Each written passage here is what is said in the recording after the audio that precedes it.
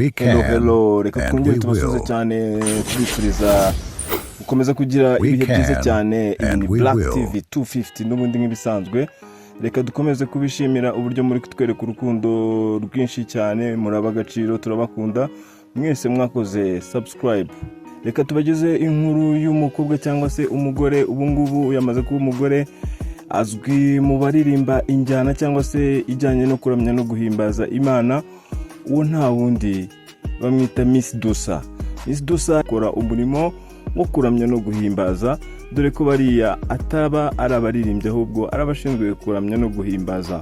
Ni ukuvuga ngo amazina ye asanzwe yitwa Dusabe Gentil Mutabazi, umaze kuzamura izina mu muziki wo kuramya no guhimbaza Imana nka Miss Dusa, akaba mushiki wa Gentil Misigaro, yambitswe impeta n'umusore bitegura kurushinga abinyujije ku mbuga nkoranyambaga. Eric Muhizi yambitse impeta uyu mukobwa, yagize ati kuva ku munsi wa mbere duhura yari wowe wenyine, yavuze yego. Ni ukuvuga ngo yemeye ko azamubera umufasha ibihe byose.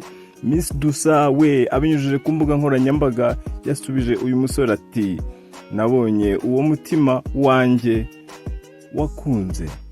Uyu mukobwa uvukana na Gentil Misigaro asanzwe ari umuhanzi mu muziki wo kuramya no guhimbaza Imana, bivuze ko ari byara wa Adrien Misigaro. Miss Dusa azwi cyane mu ndirimbo nka Sela, Iteka, Warabambwe na Mfite Wowe n'izindi zirimo Nyibutsa yakoranye na Adrien Misigaro, ndetse na Zamura yakoranye na Gentil Misigaro, akaba ari bo basaza be cyangwa se babyara be.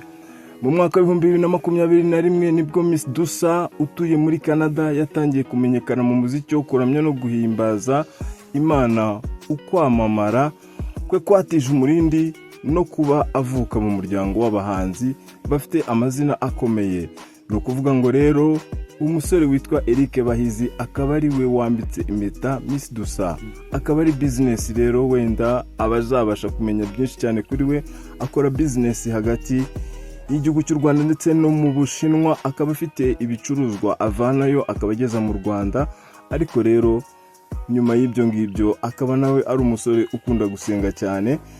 Reka rero tubifurize wenda ishya n'ihirwe mu rugo rwabo, Imana izabahe kubyara hungu na kobwa. Naho Miss Dusa we twimeta, nibivuze ko umuziki uhagaze, abamukunze bose ntibazamubure, abamukunze bose bazamukurikirane n'ubundi nk'uko byari bisanzwe, dore ko abahanzi benshi no kuba basezerana imbere y'amategeko ugasanga ibijyanye n'impano zabo biri kugenda bikendera. Twizere ko rero kuri Miss Dusa, dore ko afite n'umuryango w'abahanzi, yaba Adrien Misigaro ndetse na Gentil Misigaro. Ibyo byose rero bizatuma wenda abasha kuba yakomeza gukora akazi k'umuziki, dore ko byabaye akazi, ndetse we ku giti cye akaba ari n'ushinzwe kuramya no guhimbaza. Urumva ko inshingano n'ubundi zigomba gukomeza. Reka tubashimire rero cyane. Iyi yari inkuru twari tubafitiye y'uyu mukobwa Miss Dusa.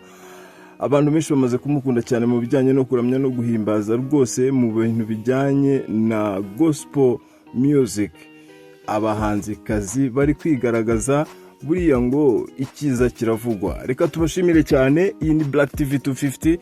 Sangiza abagenzi bawe inkuru zacu, turabakunda cyane, muri abagaciro. Amahoro y'Imana akomeze kubana nawe.